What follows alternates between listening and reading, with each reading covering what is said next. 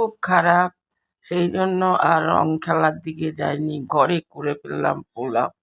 চালগুলো ধুয়ে ঘি গরম মশলা মাখিয়ে রেখে দিয়েছি, পনিরগুলো ভেজে রেখেছি, এখন কাজু বাদাম ভাজা হচ্ছে। কাজু বাদামগুলো হালকা ভেজে কিশমিশ ভেজে ওদিকে কড়াইশুঁটি সেদ্ধ করে রেখেছি, গরম জলও বসিয়ে রেখেছি। চালগুলো একটুখানি নেড়ে 2 কাপ চালে 4 কাপ জল দিয়ে দিলাম, চিনি, নুন, মিষ্টি, ঘি সব কিছু দিয়ে পনিরগুলো দিয়ে রেখে দিলাম। 10 মিনিট পর দেখলাম একদম কমপ্লিট। একটু গরম মশলা আবার একটু ঘি দিয়ে নামিয়ে নিলাম। রাইস কুকারে করা খুবই সহজ, কুকারে করলাম। নাতির খাওয়া দাওয়া শুরু হয়ে গেছে। নিরামিষ আলুর দম, বেগুনি, কুমড়োনি, চাটনি,